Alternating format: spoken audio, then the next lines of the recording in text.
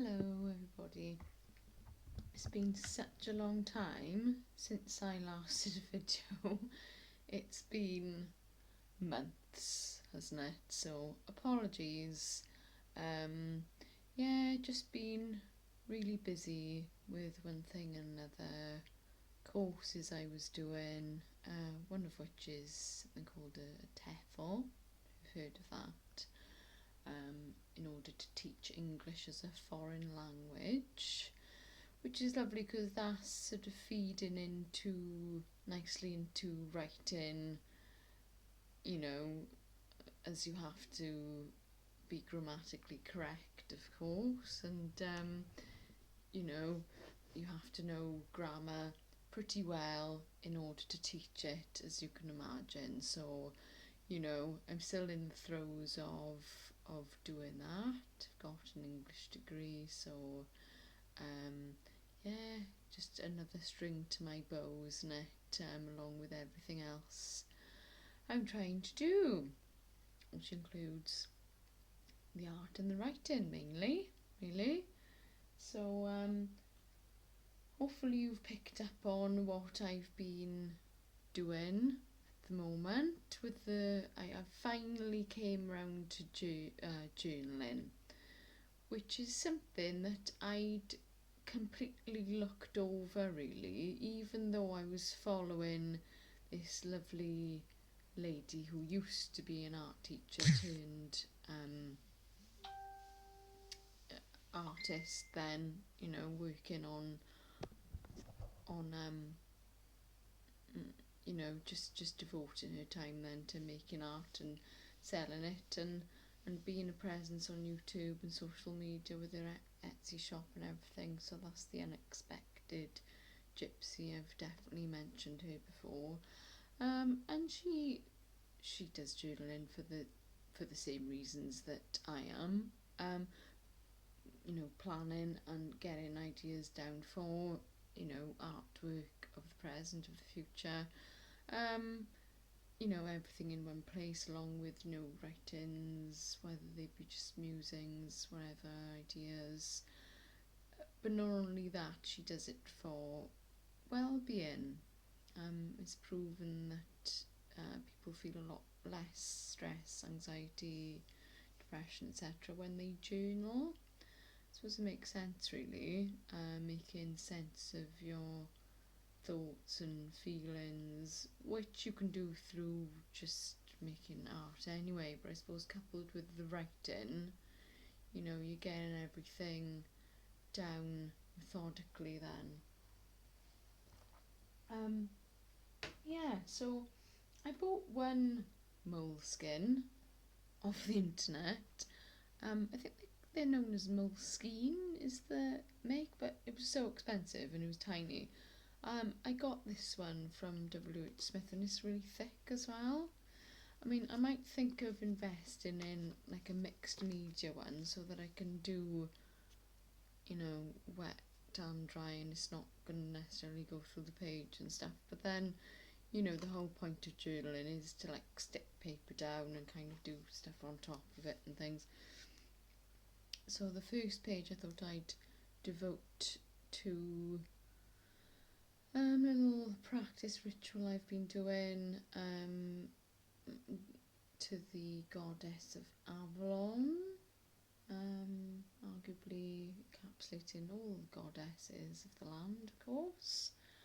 And like I just stuck down like some tissue paper that I'd had hanging round, made a little pocket with like a couple of other leaflets of the goddess that I'd cut out. They're really beautiful pictures. They're particularly like that one when she's lying down in the landscape there. There's really lovely goddess temple in Glastonbury, and they have like a celebration a couple of times a year to go up and get involved in all kinds of rituals and celebrations and things devoted to that. I think that's really important because the earth is meant to be a living being and is meant to be feminine, and you know, and it ties in with that. And I've also been taking great interest in the Save Soil movement, which I think, you know, is inextricably linked as well to honouring that energy then, because of the degradation of the soil and food not having the nutritional content they used to because of that. Lots of places where if you see a map of the degradation, it's quite scary really. So that's another thing, another project then to work on, I guess, just cluing myself up about that in order to teach people, tell people about it, possibly do some artwork around it to help that movement. Somehow I was thinking of coming up with some sort of PowerPoint presentation that I could do, you know, maybe as like a TEFL class, as like a, you know, whatever age group I'm teaching with the teaching of the English language, maybe I could incorporate that into a lesson to teach English. I thought that was a good idea. So that was the first one. And then the next one, swiftly linking on there to the Greek myths, and this is the story of Perseus who slays the Medusa. According to one lady, I watched a video the other day when there was an eclipse, and she was talking about how Medusa is possibly the crone. Interesting. Is Medusa the crone? The brass claws over her bosom made her nurturing abilities obsolete. Not to mention the snakes, eagle wings, and the dark side of the feminine archetype then, the crone. All must be embraced. Mother, maiden, lover and crone, all must be embraced. So I've just wrote like a couple of quotes there. So Athena appears to him and tells him that he needs to slay this monster. Perseus, dare you face such a monster as this and slay it? And I feel like this story is somehow to urge the awakening process. I don't know to make that clear to you right now, but they're all bits and pieces that I've kind of picked up or channeled and things. So I'm not sure. Yeah, and that was from this lovely book that I've had for many, many years. The Heroes by Charles Kingsley and illustrated by Kiddle Monroe. I absolutely love these drawings in here. I really wanted a copy of Ulysses or Odysseus. Ulysses is the Roman term for the name. Oh, by the way, this has a lovely pocket at the back, which is really handy as well for like bits. I put some little cards I picked up in Glastonbury just in the back of there as well, so bits and pieces can be put in there. And like I say, it can be a diary in general, just inclusive of artwork, but which then feeds into artwork you want to do, projects you want to you know, bring into being, bring into manifest. And yeah, it's a really good way of getting everything in one place, because I found I had bits and pieces all over the place in little sketchbooks. It was like, right, these is things I need in one place really, you know. Like I'd started doing things in here, then I'd drawn the Medusa from the description of the book, in the book, and you know, I'd started doing some dragons. I've done the same dragon up there, larger piece with so with my metallic pens, and I started with black ink, my ground black ink that you grind down, as opposed to the stuff I just put in the pen. It was the real, I did show pictures on my Instagram, grinding the ink to do that, to have a go. Nice to use these proper Chinese ink brushes as well. Yeah, like I said, with the pens for the first time, I've got bronze, gold, silver pens. I think I may have used some of my metallic acrylic pots of paint as well. So that was from the dragon cards I've shown before, and that was that one I did. It's nice to do studies of things to feed into your own artwork and help you draw and paint better. So that's basically what I'm doing there, because of course the story that I've written is based around dragons. So I thought, right, well, I'll, for fun then, to try and get some sort of style, because it's different doing illustrations for a children's book as opposed to, when you're realistically trying to draw a cat, for example. I've drawn a friend's cat there on some lovely grey paper there, with the coloured pencils I have again, the sort of the oil-based and normal coloured pencils, no watercolour pencils there, just mainly oil-based, and I actually use some charcoal in there actually to get more of the blackness in, because it wasn't quite getting the depth and coverage in the black there. Obviously spray it to seal it as well. What was I saying? Yes, I wanted a copy of Odysseus, so the children's Homer, Adventures of Odysseus and the Tale of Troy. So I bought this because it wasn't in that collection of stories. There's some lovely drawings in here, but there's the what do you call it? The Cyclops comes into this story, and Odysseus is the one that came up with the Trojan horse, of course. So certainly have a read of that, and but I think I'm gonna get the copy that I did see that's illustrated by the same person as this one, Kiddle Monroe. I just really love the style of those drawings. I really enjoyed doing those.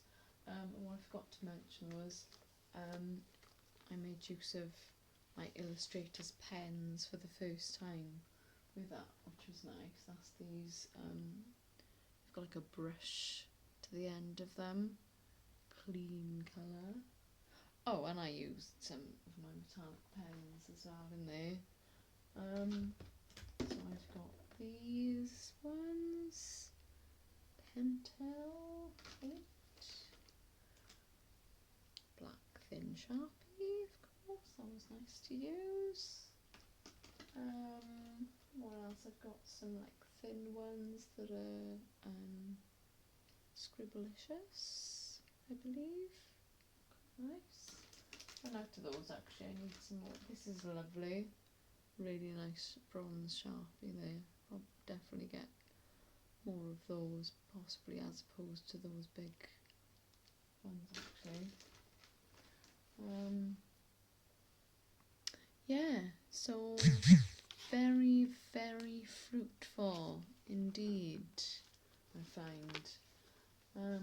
So I've drawn this card the other day, which is very much on a Greek theme again. Asclepius is the healer. You see, particularly on like American ambulances, you've got that Asclepius. It's like two snakes intertwined with each other. So yeah, interesting. All ties in. So yeah, this is on my mixed media pad. And I've just, because I bought it and I thought, well, let's have a go. Initially I bought it to do some more underwater kind of mermaid type things. So that's the Winsor & Newton masking fluid. So it's removable as well, so you can peel it back off. So if I show you, I'm probably going to do some ink actually in the background and things to darken this up. But if I just show you, so it's a bit of a mess at the minute, but yeah, just to show you, you can just like peel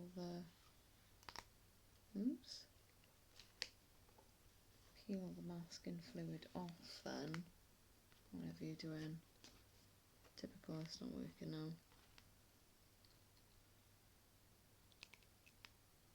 I think you can see that, can't you? Try that again. Yeah, so you can just peel that back then. So yeah, I'm just experimenting really. The one on the wall I've done. I haven't finished that yet because I realised I hadn't done some of the legs, like in the back legs. I've kind of, it's quite, I mean, if you've got I'm using my living room at the moment, which is fine. But obviously if you've got a studio, help me manifest that. You know, you can much like Wendy in her studio, and she's got a day bed in there, something I would absolutely love to have, a day bed. Come on, chaise lounge type effect. And obviously she's got her pictures like this, just like masking tape, low tack masking tape on the wall, you know. Obviously canvases all over the place that she's working on, she's like going back to and stuff, so yeah, really nice. So another thing I want to show you, so yeah, I've been inspired by lots and lots, as you can see.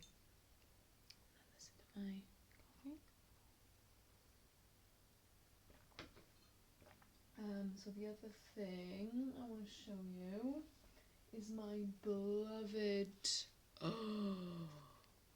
Tove Jansson. I absolutely love these books. She is wonderful. I have always loved the Moomins. Don't know about you, but I grew up watching the stop motion animation, as well as the cartoon that they came up with then, but I preferred the stop motion, which was really odd and strange. Loved it. Much better. So there she is, and she led an incredibly interesting life, remarkable woman, what she achieved. I mean, arguably kind of easier for her in a way to become an artist because she was immersed in it. Both the parents were artists. Her dad was a sculptor, her mother was like a graphic designer. She was like making designing stamps and stuff. So she got into it from a really young age, which is great. Lucky in that respect. So she was Scandinavian and best known and best loved children's author. She began publishing sketches and cartoons at the age of 15. And in 1945 wrote the first Moomin troll book. Moomin storybooks created for children, but with an appeal beyond age, have been printed in 35 languages and turned into an internationally popular children's TV series. Tove Jansson lived in Helsinki but spent a large part of her life on an island in the Gulf of Finland. And then Sophie Hannah has created these English versions. I believe this is the first like proper like young children's book that she came up with, which is incredible. All these sort of cutouts in them that leads on to the next page. Like it's so clever, incredibly clever.